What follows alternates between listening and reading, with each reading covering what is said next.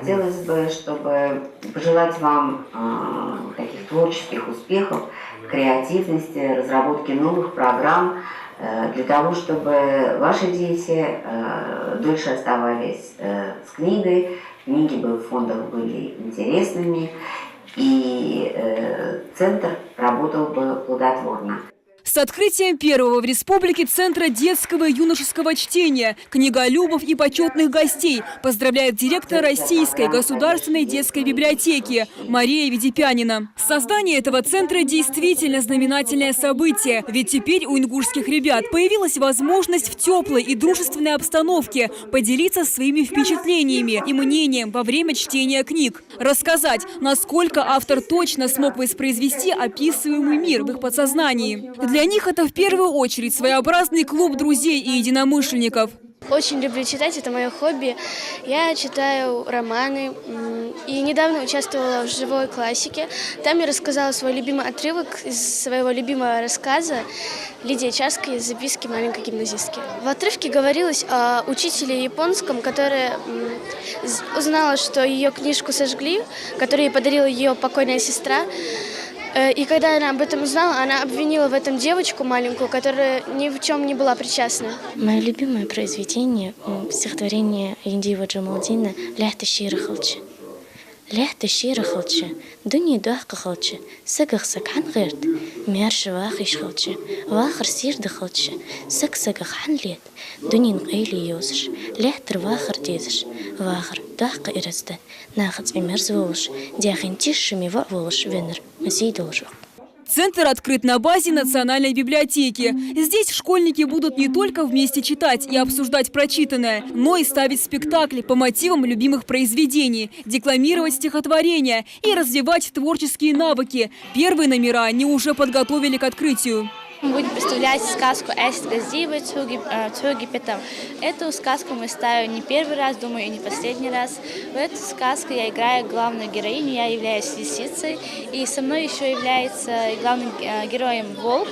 Руководство над юными книголюбами взяла на себя сотрудник Национальной библиотеки Тамара Муталиева. Потребность в подобном центре появилась давно, рассказывает библиотекарь. С каждым годом интерес у школьников к чтению и библиотекам растет. Все больше детей, для которых иллюстрации в книге отходят на второй план. Для них куда важнее содержание произведения. В нашей республике на сегодняшний момент отсутствует специализированной детской библиотеки, которая бы работала бы непосредственно с детьми и с молодежью.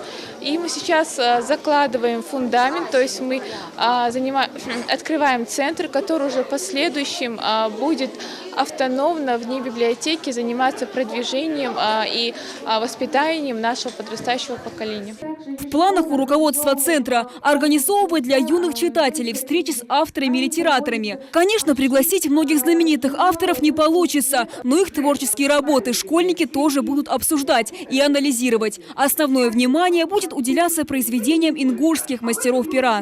Наш центр сегодня, который для вас открывается, он только рассчитан на то, чтобы вы получали знания. Знания получали к достоверным информациям, которые будут представлены на страничках нашей библиотеки, библиотек России, Федеральной детской библиотеки. Очень много всяких разных центров дополнительного образования или же центров развития детей или клубов развития детей организовано частным образом. Соответственно, это говорит о спросе и о нехватке данных мероприятий в республике.